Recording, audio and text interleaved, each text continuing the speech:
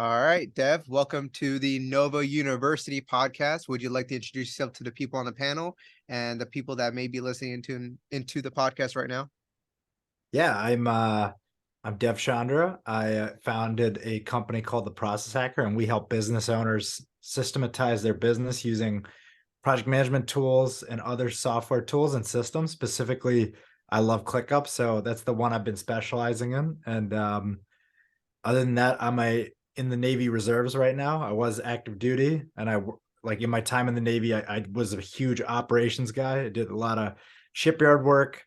Also did some time working congressional affairs, but that really helped me start my company, The Process Hacker, because I really wanted to take my operations and management experience and apply it to something entrepreneurial. And that's how The Process Hacker was born. I started blogging.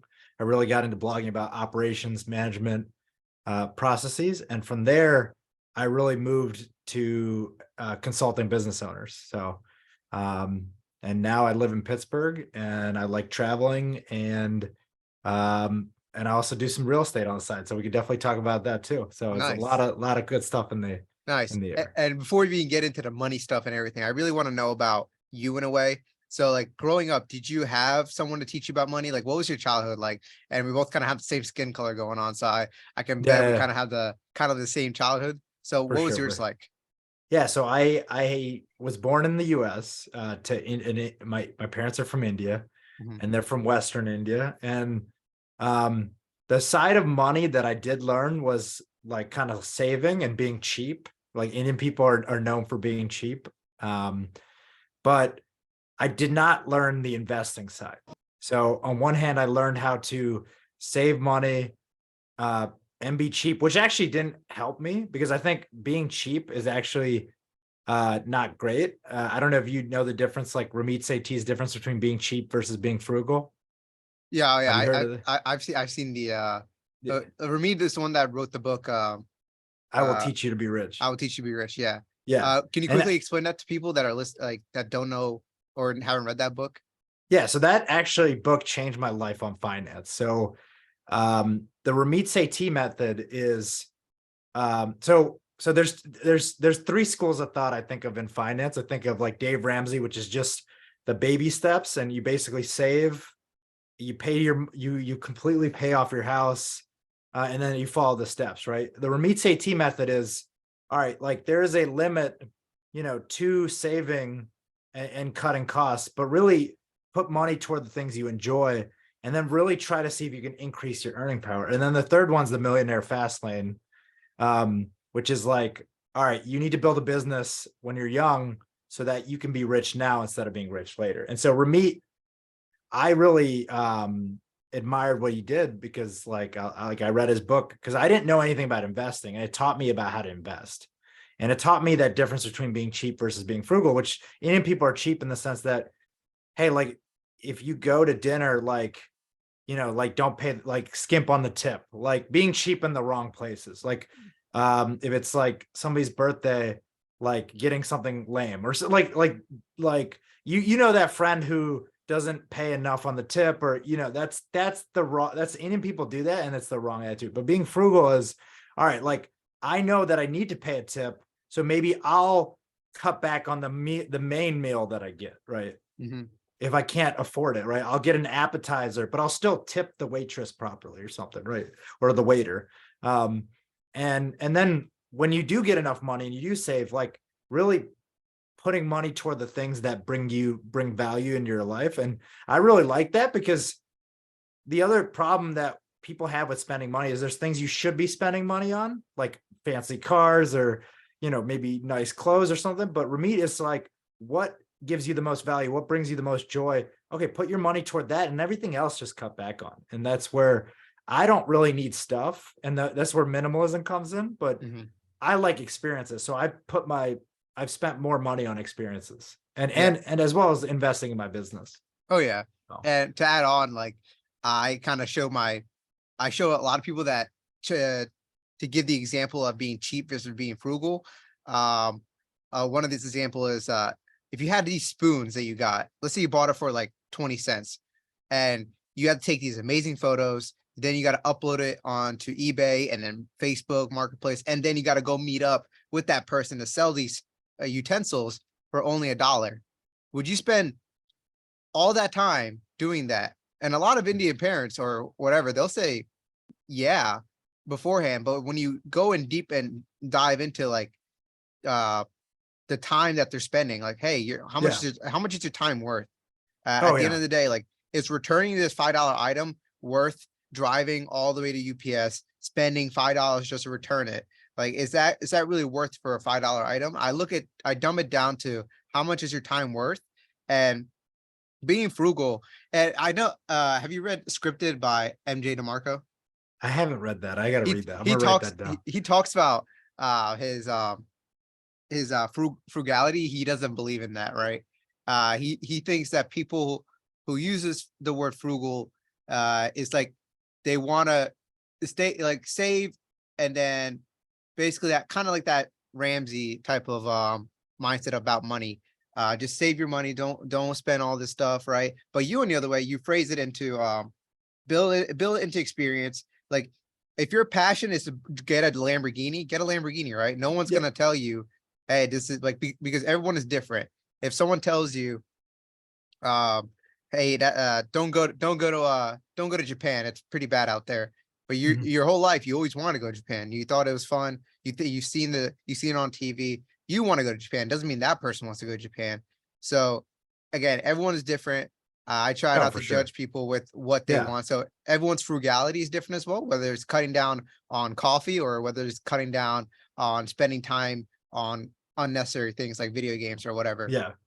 And And I think what, oh, so go for no, it. go ahead, But go ahead. Yeah. That's yeah, about I you. think when it comes to finances, it's really thinking outside the box. Like the car example. So like my next car I want to buy is a Tesla, but I'm already thinking like one step ahead where I plan when I'm not home, I want to rent it out on Turo. Like one of my best friends has a Tesla in the US and he hasn't driven it in like 10 years, but it's literally just making positive cash flow on Turo.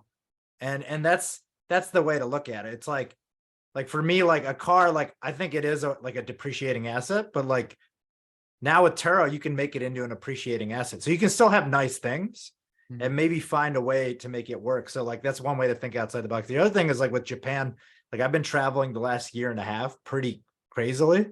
And the other thing is like, all right, what are the common Ramit Sethi talks about this. Like, what are the scripts that we tell ourselves?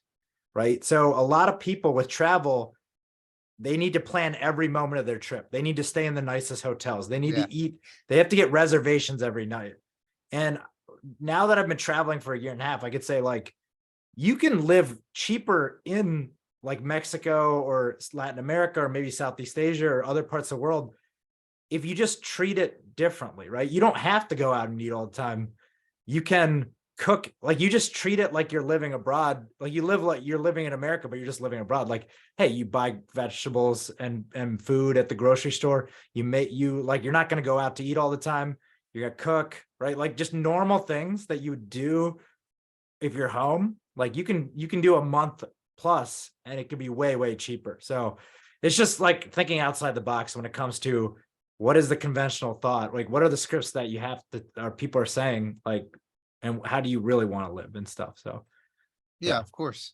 And when you were 18, what was your move? When did the Navy come in place, or how did you, because that's where a lot of people turn to an adult technically, right? In the United Yeah. States. So what was your mindset at that point? Yeah, so I actually applied to Naval Academy when I was like 17 or 18. Mhm. And then about so Indian people, at least like the part of India I'm from, like the military is not a thing. So like my parents were like, hey, like you should, like I don't know about this naval. So just to let everybody know, Naval Academy is the naval university in America. Mhm. So like it's where we train about like a percentage, like I think about a third of naval officers are graduates of the Naval Academy. So I decided against it. I was like, all right, this is not the path for me. I went to a normal university. Um, but then about 3 years later, my junior year of college, I met my recruiting chief. So he's an E7. So in the Navy, So E7 is just the 7th enlisted rank. Mhm. He told me about this cool program to be a like a nuclear officer, and I was like, oh, this is cool. Like I get to still serve and I can use my engineering skills. So it was a nuclear engineering officer um, path. And so basically, I joined the Navy my junior year and I was enlisted technically for about a year, and then when I graduated, I went to officer school, and then after that, I became an officer. And so it was, I still found my way back into the Navy, but it was like a couple years after I thought I would never happen. But yeah, so for me, it was a big growing moment in my life where the Navy really, I got way more mature. Like that's where I developed my habit on finances, because I was blowing money on clothes and on like going out in DC. So I lived in Washington, DC for most of my time as an officer. And I was just, it's expensive city. It's one of the probably the most expensive cities in the US. And I was just like wasting money on stuff. And that's when I discovered, and actually I did options trading. And that's really, I burned like, I lost like, I'm not afraid to say it. I lost like about like $20,000 just trading options.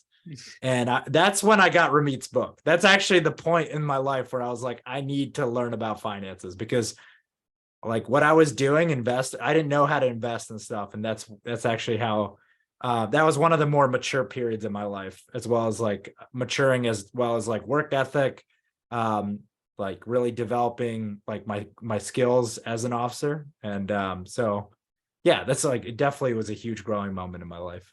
No, nice, nice. And did you find that being in the Navy itself, like, and you're in the National Guard, right? Or is it a reserves? Yeah, it's the Navy Reserves. Okay, So there's like it's the Navy's version of the National Guard, essentially. It's just different. So okay. And you find that, are you still in right now? yeah, I'm O- still in. Yeah. Okay.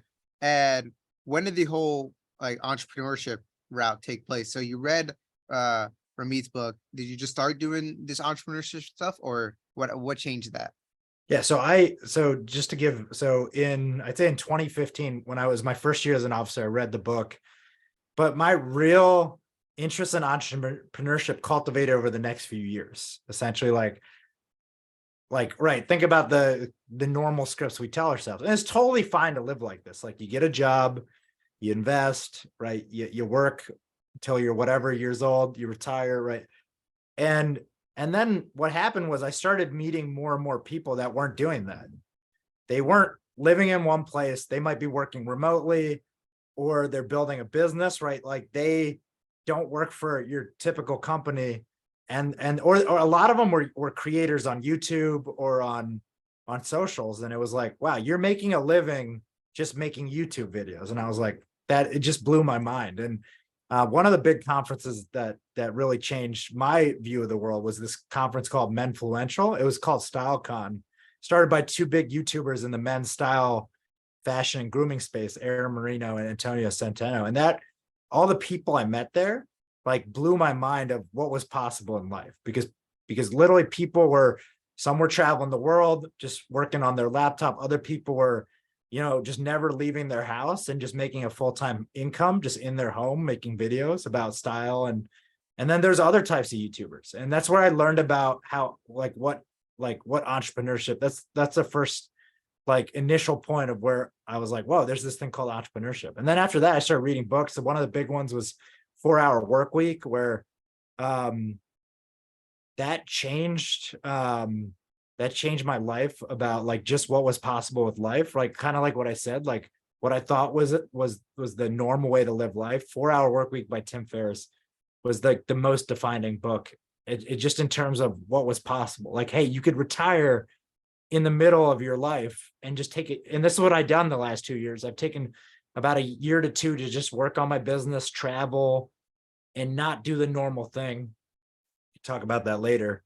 But yeah, that was the big stuff. And then what happened was one of my mentors at work, like I talked a big game. I was like, oh, like I'm really interested in entrepreneurship, really want to do this thing. And one of my most influential mentors, what's funny is I gave him a lot of advice. He turned back around and was like, hey, Dev, you should just do something, like write one blog post, like do one thing. And I basically, that year just started like experimenting with some blogs, just some really crappy blog posts at the beginning at the Process Hacker. It was originally just my name, devchandra.com, but then I wanted to come up with a cool name. So then I was like, I really like productivity. I got into productivity.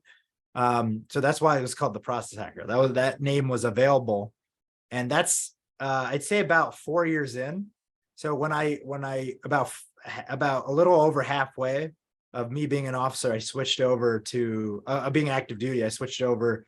I started blogging essentially. So that's really where it started. And from there, I just started blogging for the next couple of years. The pandemic hit.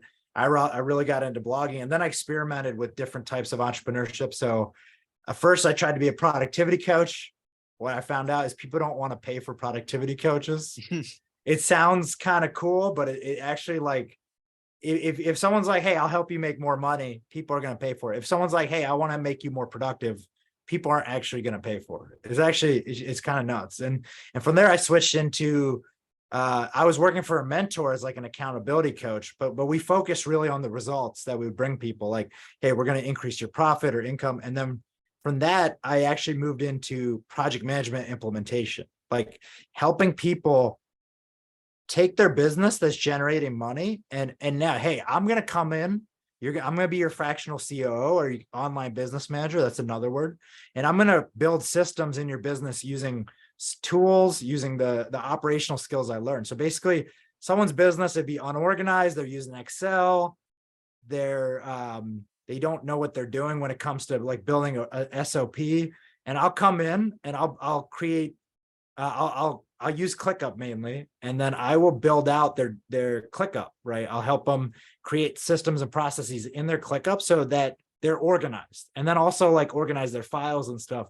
So that way they can focus on growth, but then all this lack of organization, all these like just like not being productive as a result of not knowing where something's stored or like whatnot, it's fixed with systems and software. And that's what I come in and do. And then sometimes we'll implement a CRM with ClickUp. So now you have a customer relationship tool, like to help you track sales and leads and whatnot. So that's what we do now. And it's a lot of fun because I really like it. And people really need help in this area. I like that too, because you're putting value because a lot of people are like, why would you need that? Why would you need to do that? But you see that it's a value, it's a niche value that people just don't understand. Yeah. For example, I know I mentioned like Notion before, right? In our last chat. It's funny because I see it like, why do people want to use ClickUp? Why can't they just use Notion, right? But I see that a lot of people, they're tending towards ClickUp because they favor it more. They like how it configures and everything. I'm like, okay. And like you, Dev, you're taking the advantage of having people getting onto the platform. Like, listen, we can make it all about you, right? Have all this configured towards your liking and make your process easier. And a lot of people are like, oh, that's easy. I don't got to do anything. Yeah, you don't have to do anything. We just got to configure. I'll do that for you, and then you just play with it. And I mean, it's all about what works for you. Like some people prefer Notion. I think the biggest thing is the organization. Whether you use ClickUp, whether you use Notion, using tools to help you to get what you want in the end, right? Helping you achieve your goals. If your Notion is working great, keep using Notion. I'm not about trying to like if someone like, I'm not going to convince you otherwise. There's no point. And because I see it when I'm working on Notion, I'm like, man, I understand it now. Before, when I started, I was like, this is way too complicated for me. For me, it's way easier now, but it's like building something like how I build my stuff. It's complicated, right? It took like weeks to make something happen, to make it look better, to make it processed. Like my own CRM, it's really complicated because I use Zapier and everything else. But if I were to make that for somebody else, I'm like, oh man, that's going to be a tough time. But it'll be easier for me. It'll take me probably days, but it'll probably take them weeks or months to get it. So I see that you're taking that high ground of doing that for ClickUp because you know the how to configure it left and right with ClickUp. And question is, that's where the business comes in. Yeah, because like you said you took how long was the learning curve for you to learn Notion? Or like really, like how long did it take? You said, Honestly, to learn Notion, and use it and and implement it to and your implement liking. it, it took me probably like 1.5 years, I would say. Yeah. So It that's where our service comes in. It's like, hey, you don't need to learn this stuff. Have someone like me come in, like an online business manager, Yeah. and I will create it for you based on your preferences, and then I'll train you how to use it. And so now you've cut out all this time where someone like me, fractional CEO, online business manager, does the heavy lifting for you, right? And that's exactly the service we provide. So then you can just focus on growth, and also like as a result of the service, we'll also help you learn what you need to know to use use it to your liking. So that's exactly why we have this. That's why we exist. Yes. So And okay. the question, I want to play devil's advocate, right? Yeah. They're like, Dev, okay, you got the product, you got the service. How do you Yeah. get the people to actually sell this to, or to whoever is interested in this product? You don't go knocking on doors, do you? How do you get these people on board? Or where do you find these people? Yeah. So I built a email list, and so if I didn't do that, so I built a blog using my blog. I collected emails, and now I just sell to my email list. Mhm. But I also sell to when I'm at conferences, when I'm like just meeting people in the local community. Because again, if you're not using a project management tool, you're going to have difficulty scaling. The reason these tools exist is so you can get the structure in place in your business to scale, where it is hard to scale a one person company using Excel sheets, Word docs. It's just tough. And that's where services like what we do are really compelling to business owners, because it's like, hey, are you using a project management tool? Well, no, here's the benefits of using a project management tool. And by the way, we help you do it. And that's really, or are you using a CRM? So sometimes I just do CRM implementation. Mhm. Because again, like people don't know these tools exist. They're using Excel or Google Sheets to track their leads. Okay, that you shouldn't be doing that if you want to grow your business. Like, yeah, that's great when you're starting out, but if you're really trying to scale, or you have like 50, 100 of customers, you need something to organize it. So that's why it's a compelling service, because it's just like a lot of people need it. So Yeah. And yeah, it's just a more modern technology that you're implementing into your business. yeah. And for your blogs, especially, how do you get people to notice your website or your blogs in general? What do you use? Yeah, so it's just SE, so search engine optimization, right? So I write good content that Mhm. basically Google likes and puts for a certain keyword. So if you're searching for something like ClickUp or book summaries or productivity, depending on what the search is, my article might come up because I wrote an article for a specific keyword, and then I get people to come to the site. And the second way to do it is you have link building, which is basically having other people link to your content. So then that shows Google that, hey, this person's reputable, and we should move his stuff up in the queue on the search engine. Nice. So And do you have to write blogs in order to go up in a search website? Let's say somebody's trying to sell um their service of finding properties. Like, let's say myself, right? yeah. I'm trying to find more people that want to sell their houses.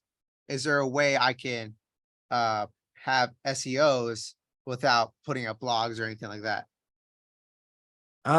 In order to do SEO, you need to have content on your website, Hmm. because Google basically ranks your site compared to everybody else based on how quality the content is on your site and how many people are linking it.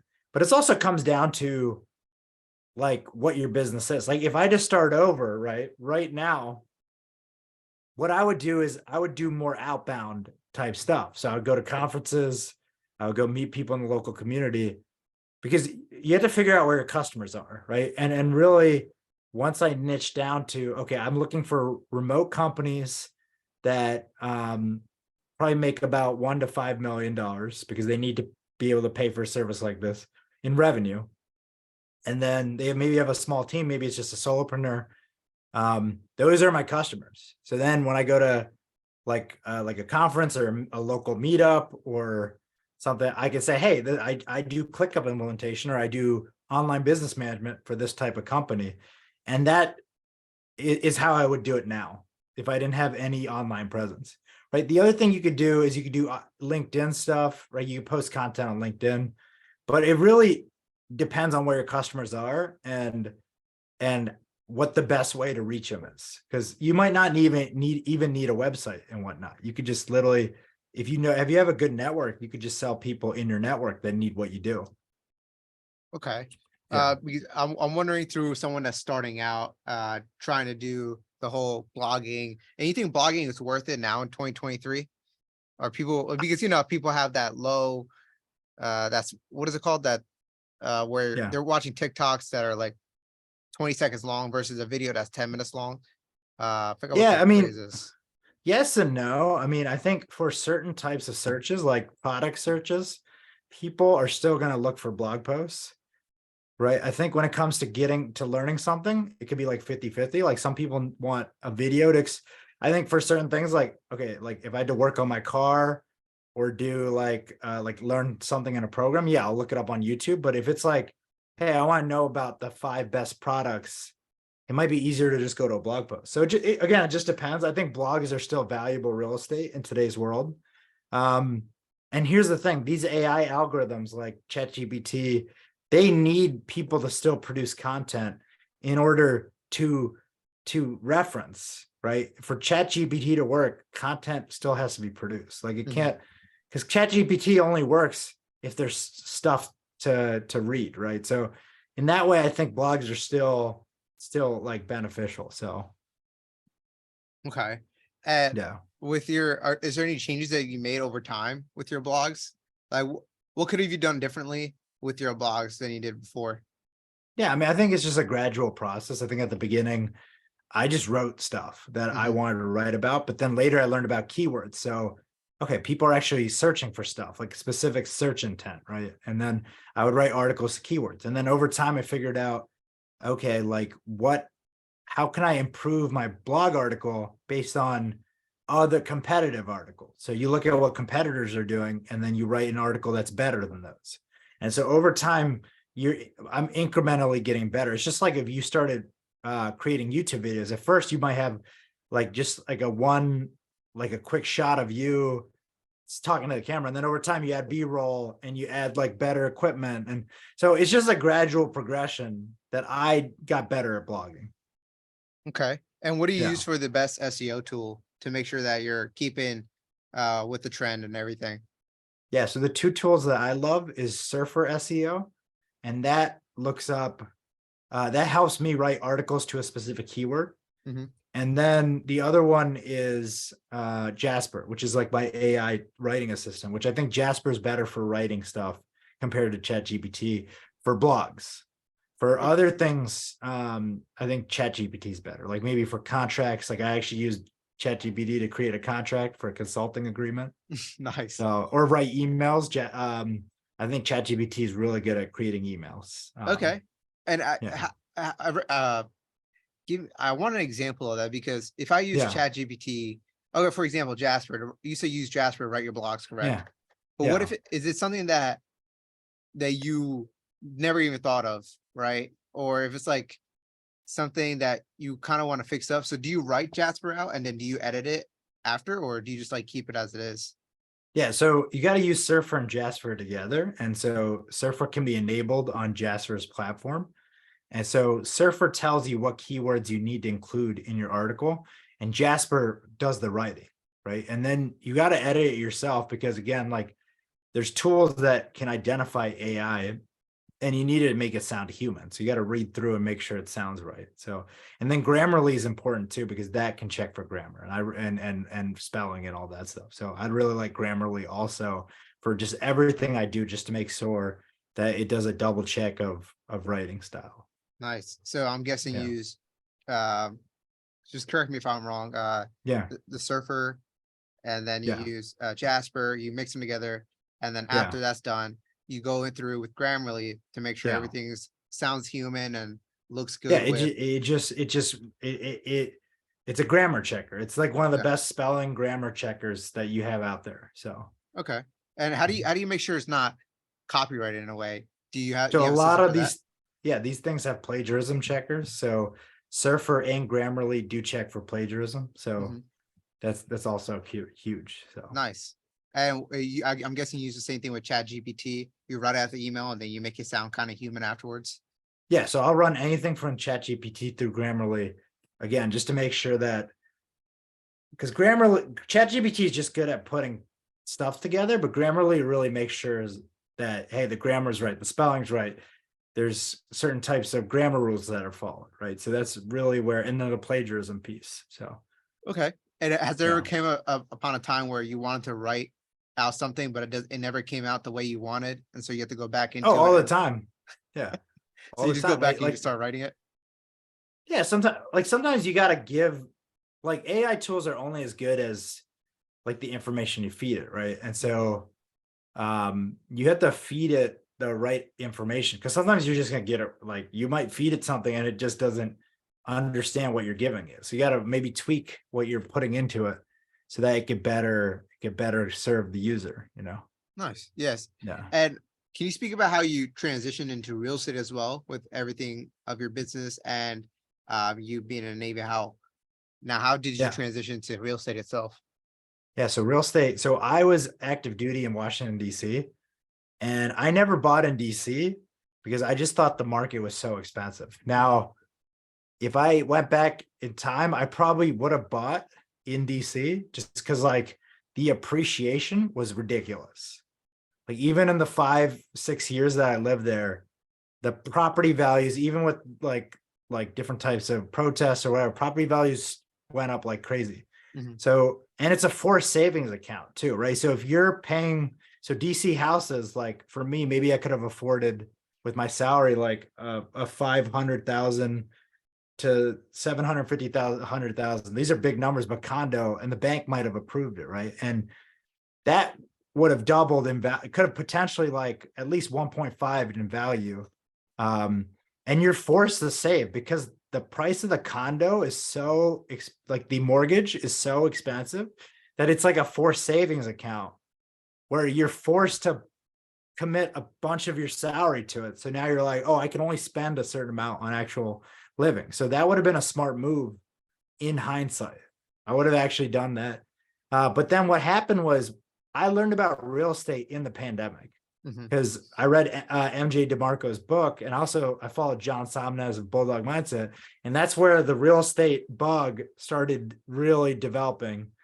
And I was still at the beginning of the pandemic. I was in DC and I was leaving active duty, and I joined Roofstock Academy, which is, have you heard of Roofstock? No, I haven't. What is that? So Roofstock is a platform that sells homes, and it's a marketplace for selling like rental ready homes, or really great rental property. It's pretty curated. And so I bought their academy, and academy shows you, it comes with 10 hours of coaching. So I got a real estate expert, and it was only $1,000. Mhm. And for that $1,000 with 10 hours of coaching, it was totally worth the investment because I was able to learn about things like different types of things. Like if I had questions about like the home or whatever, they were really helpful. And so what I did was I bought my first house before I left active duty. So I used the VA loan in Pittsburgh, and I bought a triplex. I'm actually in my house right now. I have one unit that I live in, and I have two other units that I rent out. And now the one is still vacant, so I have to really make sure my management company can deal with it because it's kind of getting annoying. It's Mhm. been vacant for a little bit. Have you tried a Um, short-term rental with it? I haven't. No, there's just nothing in there though. There's not even like there's no like furniture or anything. It's not Try, even like you can use there's yeah, just experiment with it. There are yeah, websites where you can rent out some furniture and pay it off over time, right? And if it looks like, just take photos with it, I guess. yeah, I mean, again, you can use it both ways, right? Great photos for yeah, the long-term side, like, oh, look, this is what it could look like if we furnished everything, right? Or yeah, two, you keep the furniture and you have the after photographer takes all the photos, you put it up on Airbnb, and yeah. now you're getting people to go in and they rent it out. Um, Nice. Yeah, yeah. that could be a choice, you know. You try to use all the tools that you can get with that one side. No, for sure. And that's definitely what I'm trying to do. Like, my management company should have somebody in there. It's Mhm. kind of annoying, but I'm gonna have to just like it's funny because I'm managing the management company That's how a it always lot. is. Yeah. And so I need to bother the guy who's like I think he said he had leads the last week. So Yeah. it's close, right? It's getting closer to summertime. Like Mhm. people are like it should be filled out by now. It- So my best advice for people that yeah. I'm friends with a whole bunch of property managers, and Yeah. they always say like, uh, or they what is recommend what I would say is recommended to most investors is, especially your house hacking, uh, just get a property manager to do the legwork to find somebody that's really Yeah. good to live in there. Just pay them all for that. And I think they already do this. So they'll take like 1 month of rent just for putting somebody in there. I think So what I'm gonna do is like I think I'm gonna incentivize them and be like, hey, like if you can fill this place by May, I'll give you like a bonus or something. that could be it. Yeah. Like I'm gonna have to just be like, dude, like you need to fill this by May 1st, Mhm. and I will give you like a gift card to Amazon or some bullshit like that. Like I need like it's just getting frustrating at this point. And then my plan actually, so now I'm gonna move out of my apartment and I'm actually planning to move to San Diego. I mean, Mhm. one to hang out with John, but two, because like I'm just sick of Pittsburgh weather. And but I'm gonna rent this out and it should be cash flowing, like full, like no issues at that point. So that's I'm excited for that. I'm looking forward to that. Nice.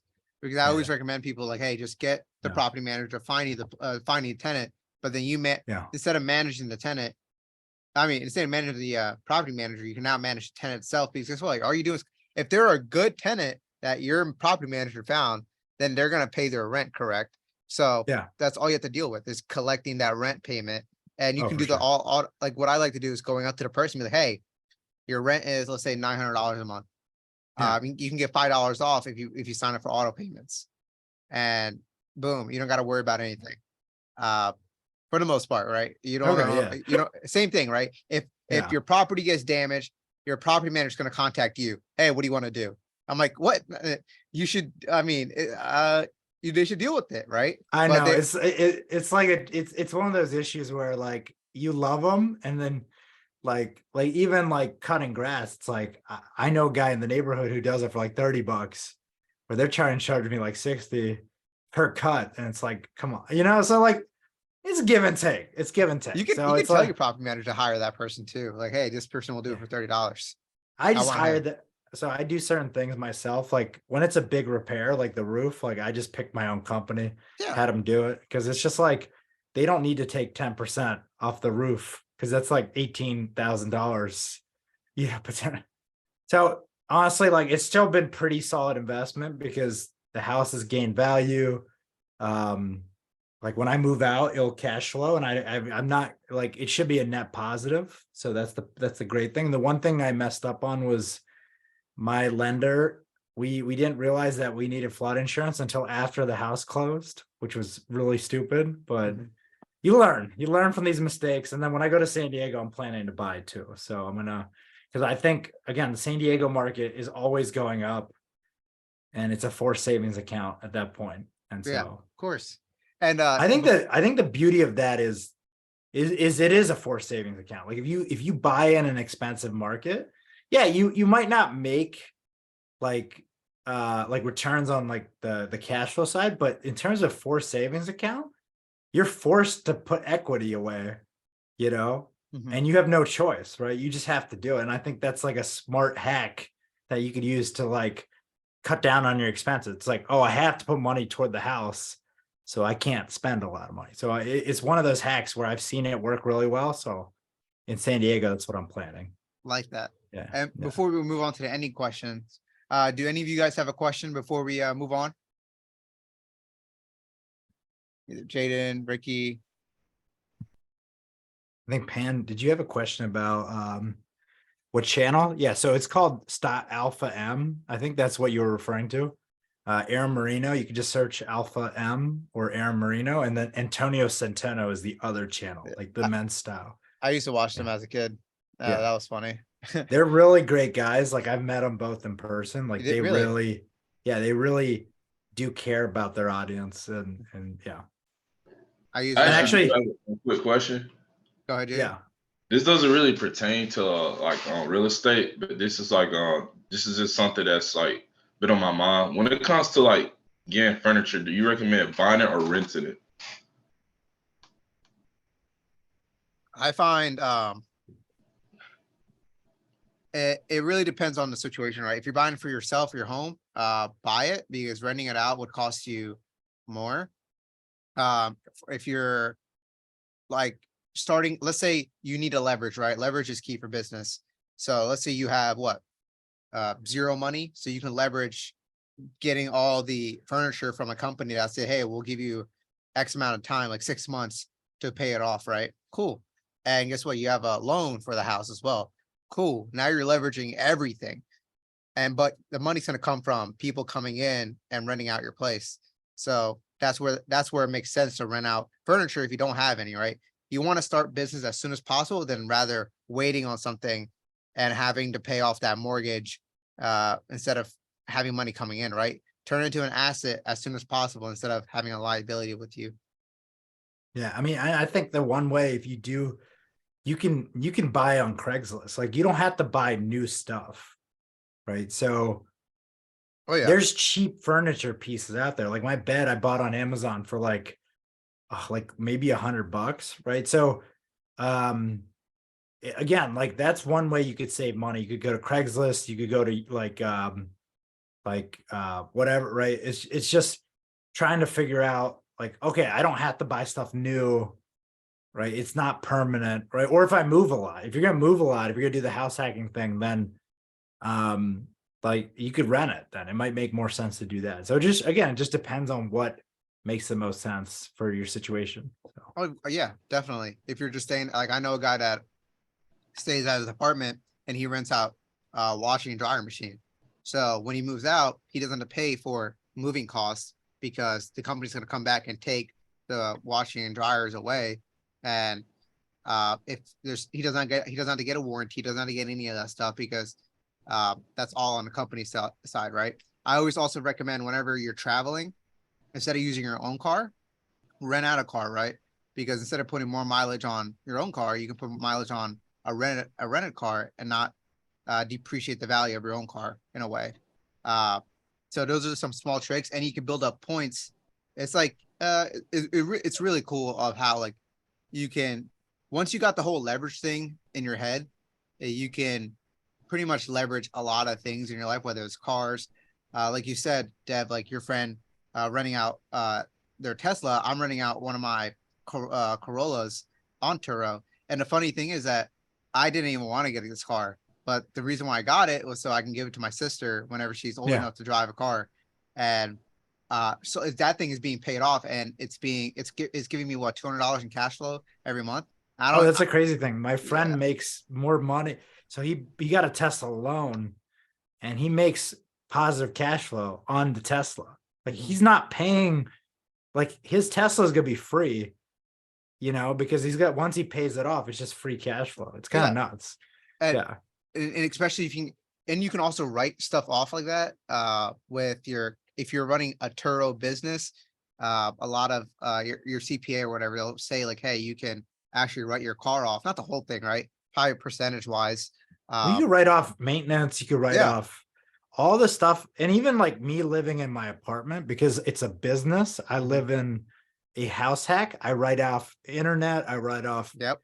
all my utilities. Like I write off my security system payments. So all that stuff, if I buy something for the house, like a toolkit or something, I've written all that off because Yeah. it's like, oh, I bought this for my house business that I live in. Yeah. So yeah. I'll give you guys a key, like anything that's business related, like anything possible, right? Whether it's getting a a a puppy for your house or whatever, right? Because it gives the house what, for your Airbnb happiness whenever the guest comes, right? Something dumb like that. And then you can, toilet paper. Toilet paper is also for your commodity for your Airbnb. That's why I like having my Airbnb, because I can write off a lot of stuff that Yeah. that doesn't include Airbnb or long-term rentals. For sure. and whenever you're taking flights or whatever, you can write that as like a business expense because you're traveling to look for properties. And Oh, again, for sure. talk to your CPA because they'll tell you privately the shit that, like, for example, a story is one of my friends. I don't want to say his name because I don't know if the IRS is catching on to us. Yeah. But he writes off his golf expenses, right? He goes out golfing and he told his CPA, like, hey man, I've always been writing this off. He's like, have you ever been caught? He's like, no, I haven't been caught for 20 years. I mean, I always wrote it off as a business expense, but it's really not. He's like, Yeah, well, but it could be, right? Because it could again, be. like business can be done at the golf course, right? If you're Mhm. if you're having a meal with somebody, it's a marketing expense, like There you go. in that way, right? Now you have to have proof, like let's say like you got 5 clients from golf, then totally you have proof that it is a marketing expense, right? And people do business at the golf course all the time. Oh So yeah. yeah, just letting you all know that it's possible, but you gotta be smart again, because if you're writing every single thing that you do off, Yeah, that's then questionable. yeah, then it's a red flag. But if your story makes sense, um, do we need to submit the receipt? QuickBooks, you can snap receipts everywhere you go. So if I Yeah. go to Lowe's, when it prints out, I just quickly take a photo with my Yeah. QuickBooks and it's automatically in. I throw out the receipt. Yeah, or you could just have a business credit card and then Yeah, specifically just charge stuff to it, and so you don't even need to keep the receipt at that point. yeah. So Uh, yeah. I like that. For me, I like that two proof, just in case anything for like like again, yeah, you are right in having a business credit card self separated for just business expenses. I know a lot of people, they try to put their personal and business together with that, and it gets Yeah. complicated. But Yeah, it gets messy for sure. And yeah, yeah, I'll say like yeah, just be smart about it. Like you can't be writing everything you do off. mhm, It's not like it's yeah, not gonna your story is not gonna hold.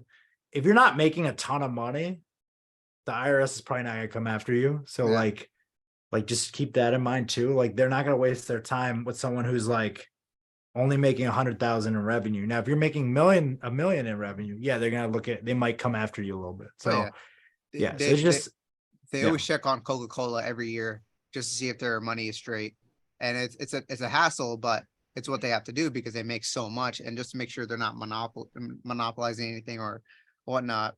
Uh, but yeah, like this is yeah, the whole strategy of business is just created on the foundation of the United States, or I mean, I don't know any other countries that maybe because I haven't studied them, but I do believe there's a lot of incentives towards businesses because you're providing jobs, you're providing housing, or whether it's real estate, and you're providing like what like life to a certain area, whether it's yeah, opening up a Chipotle, opening up a uh an apartment area near somewhere. You're providing life in a certain area, and then you organize that. People pay leaders. Just remember that. yeah. And Uh, another thing I'll add to that is in America, you can just start a business just like that. oh yeah. Right. If you're collecting income like on the side, technically you could report it.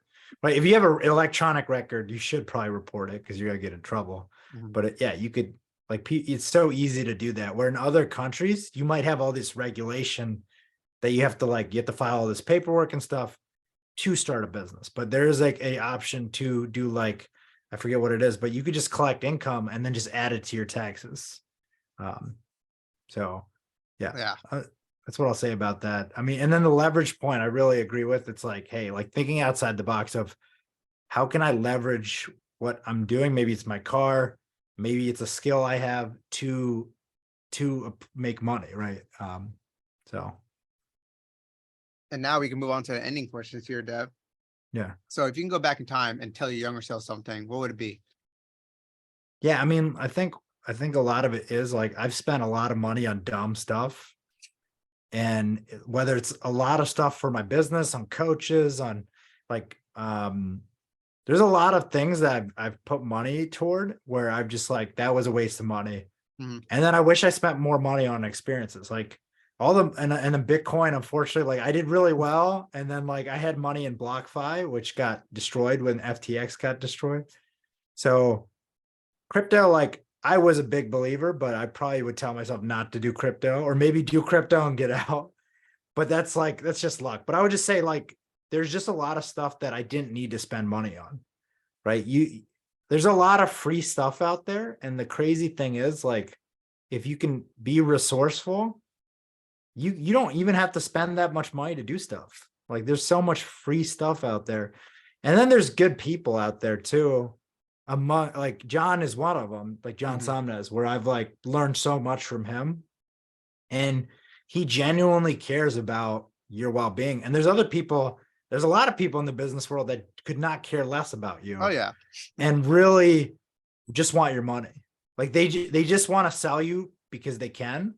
And then if they don't fully deliver, like one of the guys I hired recently literally was like, I want you to make your money back. And like literally is like, no, like, and when I hire people to advise me, it's like, like John Somnes says, it's like, I want people to tell me what to do. I don't believe in this. Don't hire somebody if they're like if they're a coach or something and they're like, hey, like, I'm going to draw it out of you. I'm like, no. Like, I hired you to give me advice on stuff, because like, I'm the person that like when people hire me, I tell you what to do. I'm like, hey, like, you're going to implement this thing. We're going to do this, and this.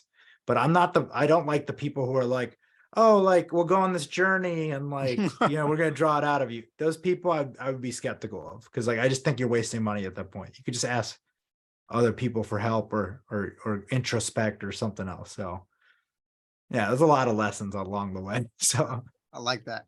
Yeah. Jaden, you got a question? Sorry, hand raised. Oh yeah. So basically, Dev, you basically saying as your money increase, and me being young, like I'm 21 years old, just live below your means. What was that question? I missed it. I must have. Basically, like live below your means while you're young as your progression. Yeah, I mean, look, here's the honest truth. There's a lot of stuff you could do like without spending money. Oh yeah. Like, what's crazy, and I think John Somnes, I talk about this, some of the most awesome, like I've been traveling around the world.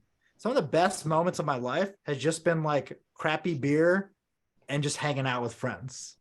And it's like, you don't need to be like, you don't need the fanciest things. It's like literally, so I was in Brazil. And literally people don't make a lot of money in Brazil. And she's like, but like the beach is right there. I could literally go to a grocery store, buy some beer and just go chill, watch the sunset, or just hang out with my friends on the beach. Right. And that's what I've learned. It's like the experiences that you can have, like, it's again, just thinking outside the box, like the hikes you can go on, like, you don't need to spend money to do that. Like hosting good friends over, going to like places, like if you like music, like going to just like chill venues. Like if you can't go to a concert, like maybe just going to like live music in your city, right? Stuff like that, right? Just like if you really need help living below your means, and just like obviously have your emergency fund, build up your just money that's there to keep you grounded and stuff. And then a lot of the other things is like if you're looking to eat healthy, like it doesn't take a lot to eat healthy if you just like know what to buy from the grocery store. So there's all these hacks that you could do in your life, so you're not like really living above your means. Like so and if you know a lot of people, if you build your network, right, really get to know people, like you don't have to spend a lot of money either. It's crazy. So I'm doing a Euro trip. Actually, I'm doing 2 trips. I'm doing a trip out west. One, I'm in the Navy Reserve, so like they're paying for a lot of stuff. But 2, like I'm staying with friends for the rest of the in between, like when I'm not doing Navy Reserve work. And because I know people and I've given value and we're friends, like they're just gonna let me crash at their place, right? And so I'm doing this in Europe, where staying with a friend in London, staying with a friend like close to London, and then a friend in Barcelona.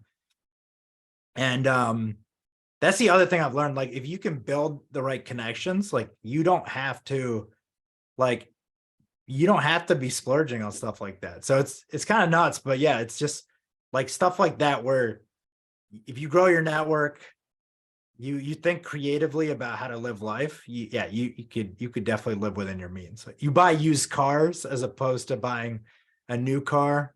Right. Like yeah, so that's the way I look at it. Yeah. And Pan, he just wants to confirm Yeah. that rooftop thing. Is that the $1,000 course you mentioned? Roofstock Academy. So search Roofstock Academy. Honestly, like if you need help, you could just reach out to me, or you could reach out to Fahaben. So like you don't if you're serious about, well, even I think Pan, you're in John Somnez's course. Honestly, you don't need to get another course. Yeah. That's the other thing. Like, you don't need to buy duplicate things. Like, if you're already doing one thing, like unless that thing is way, way better, like for you all in this program, I don't think you need Roofstock Academy. And I think Pan, you're also you're in John's mastermind. Like, you don't need to pay for an extra thing, right? It's and even like with mentors and stuff, like find the cheaper option. Like one thing, like when I was in San Diego, I reached out to John, and normally like an hour of his time is worth like $1,000, but I just went running with him. Yeah. And he's not charging me to go running. And we talked a lot and stuff. So there's so many ways to do things, like us being friends here. I'm podcasting with you, and like we'll reach out, we'll text each other for stuff every so often, right? Or I'll see him, I'll see other people like Uzair. Uzair is a friend of mine that we both know. Like, there's no need to pay for something unless like I'm using my hard labor. Like if you're like, hey Dev, you're gonna do what you do in your business for free, I'll be like, no, like it takes time to do. That's different though. So but yeah. So that, and I always believe especially for a business, like what you with John, you actually didn't get him on you're not taking away his time. He just doing something, and you just attach yourself along. See, that's different, right? If you saw Warren Buffett or whoever just drinking coffee, and he's like, hey, I only have 15 minutes, Mike, that's all I need, right? Can I just sit down and have coffee with you? You're already going to be alone. He's like, you know what, fine, right? yeah. And you guys talk, exchange number. He's like, we'll talk again, right? Yeah. Another thing is, a lot of people, I always tell these, I always say this, is they whenever their friends are having a business or whatever, a lot of people, they try to ask for discounts, right?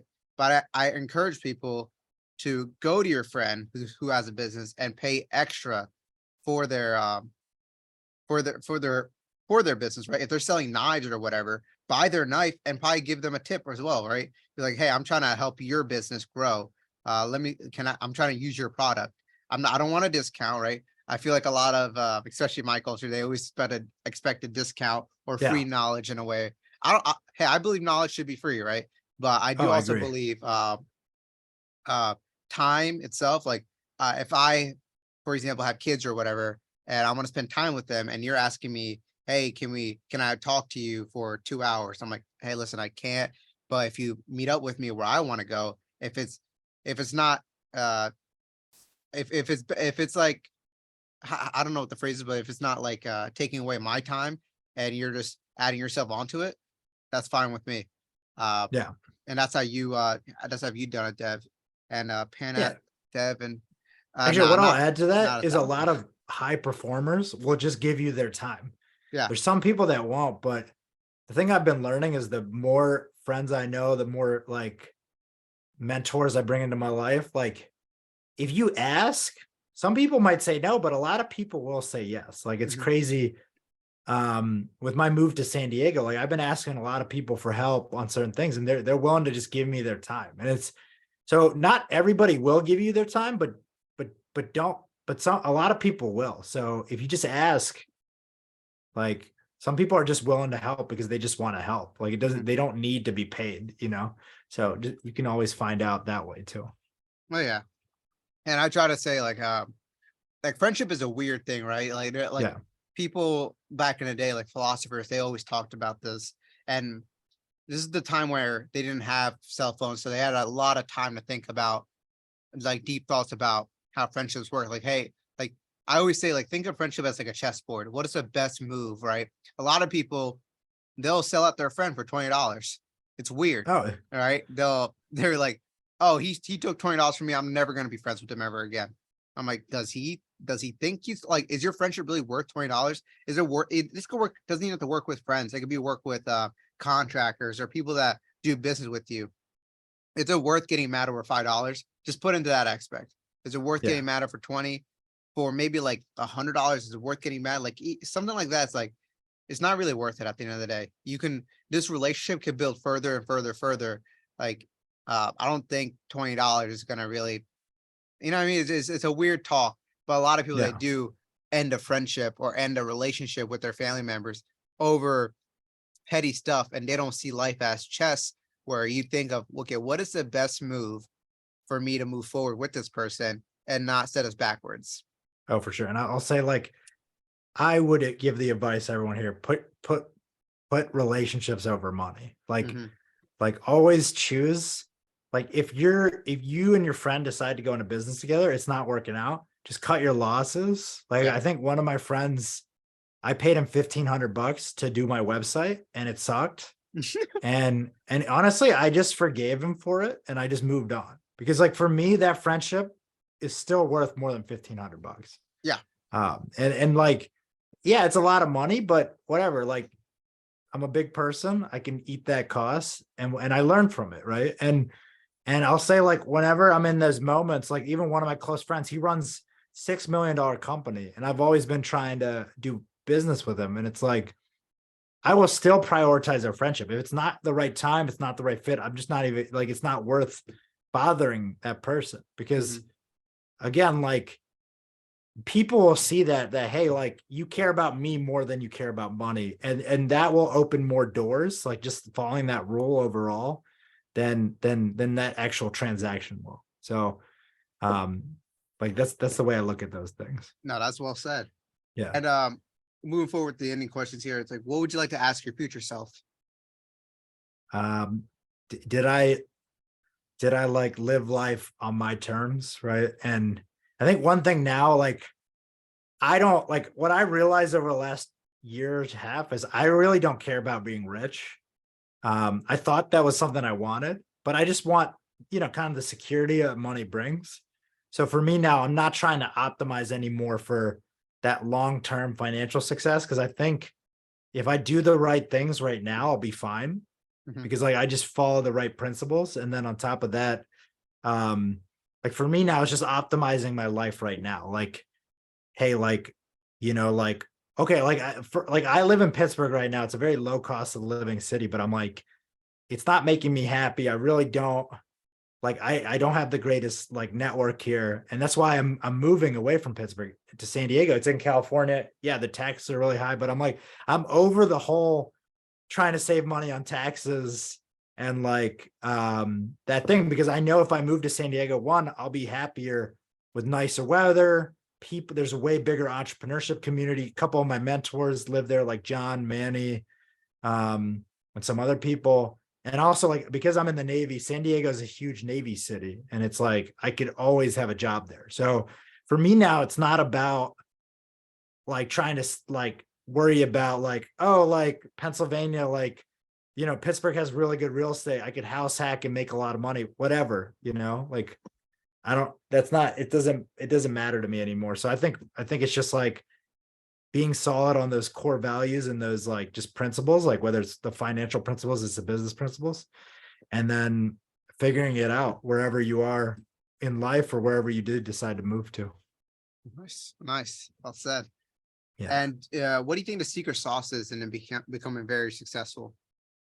I think it's just never not giving up, right? It's the stupidest like cliche phrase, but if you give up on yourself, then what's the point, right? And so like you could always figure it out. Like I've heard the craziest stories where people have lost like they broke up with someone, they took half their money, or like their company went under, or like whatever, and they're still gonna crush it later, right? They still figure it out, right? And that's the thing. Like there's story after story of somebody being resilient and rebuilding their life or moving forward. And that's what I see. I guess like I answered the question, right? I was like trying to, I like it. I like yeah. it. And is Yeah, there a like quote? John, yeah, or Go ahead. John or other people like who've maybe lost their business or lost, like stuff, but yeah. So And is there a quote that you live by? I think it's just one I really like is leave everybody better than you found them. There's this podcaster named Jordan Hartmaner. So like whatever interaction you're in, however bad you get treated, like always try to take the high ground. And I obviously like I'm a flawed human being. We all are, not perfect, but I like that because it's like, hey, well, whoever you do cross paths with in life, like trying to give value, make them, feel good or whatever, like, and not be like, bring the energy. So, Mhm. yeah. And is there any books that you recommend or courses to those that for certain situation that helped out your life? Yeah. So I think the biggest thing is just finding the right mentors on Mhm. YouTube or books.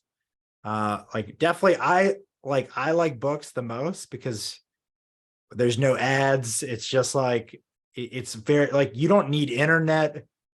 And they like the author took time to write it, like some of the best books. Now there's books that can go from being really good to being just somebody threw it together. So I would say 4 Hour Work Week, one of my favorite books, just changed my perspective on life.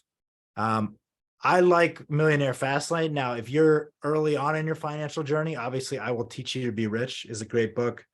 And then Essentialism is one of my favorites by Greg McKeown. So that's it's like, and the minimalists go with it. So minimalist is another two guys who also talk about the essentialism philosophy. And it's just basically there's a minimalism documentary. So whether you read the book or watch the minimalism documentary, Mhm. the whole premise is, hey, you don't need, like, life is about experiences. It's about the people, and you don't need stuff. And really just making your life super simple and not trying to keep it like you're gonna get less done if you have so many things going on and you have so many things in your life and whatnot. So I really like that book / documentary. So they're like very similar, but yeah. Yeah. Let's say those are the big ones. Atomic Habits is another one. James Clear, really talking about habits and productivity. I mean, I love every single one of those Yeah. books. I haven't read Essentialism though. I got to read that one. Yeah. I'm going to add some 3 books as well. I always recommend Yeah. people. Oh yeah, my own book, The Ivory. Yeah. No, I would recommend The Richest Man in Babylon. Teaches a lot about money Oh, and great how book. Yeah. that kind of opened my eyes. I mean, I'll be honest. Like I like Rich Dad Poor Dad, but I kind of ended it in the middle. I was like, oh, I get the I didn't gist of it. really get through that book either. So it's fine. I was like, it's all right. Yeah. Second book would be it would be the Tao of Pooh and the Tea of Piglet. That's Yeah. if you're Interesting. I haven't- if you ever watched Winnie the Pooh, it's kind of like that's literally the characters are Winnie the Pooh and everything, but it shows Taoism Yeah. through it. And another book would be just for life, I would say, is David Goggins' books. Oh, his They books are amazing. Yeah. Yeah, you gotta get the audio version though. He Oh puts a yeah, lot more for sure. details into it. Those books help. I like to add more books, but I like to add 3. I think the last book I'll say that is a great book is The Subtle Art of Not Giving a F Yeah. or fuck or whatever. Yeah, you can say fuck. Yeah. So basically, Mark Manson, great author. It's really talking about like not caring what other people think Mhm. and really caring about what you think and putting yourself first. And it's a great book to read if you're like really a people pleaser, or if you really care about the opinions of others, because he really talks about like the like why you shouldn't care like Mhm. about what other people think, which I really like. So I like that. Speaking of like before I would like to say like second to last question here is what would you like to tell Yeah. your parents? Oh, I mean, I really do feel grateful to them because it is, again, one, it's really hard job, but two, like I wouldn't be who I am. One, I'm grateful that they left India because I don't think, again, my life would be completely Oh, yeah. different. And yeah, no, I just appreciate like everything I've gotten. The work ethic was like a big one that they've instilled in me. And yeah, that's what I would say. Man, the Yeah. Chandras, I love them. Yeah. And finally, how can people reach out to you and get value back? Yeah. So if you need help on your business and in the operations side of the house, you can just reach out to me at theprocesshacker.com, or you can just check out my blog if you just want to, if you're not looking for a service, but you just want to learn about productivity management habits. And then I have an email list, so you could join that easily from just going to the site. Yeah, that's what I would say. I would I say love like that. those. Thank you again, Dev, for coming on. You were amazing. Thank you. Really appreciate it. Yeah. Let me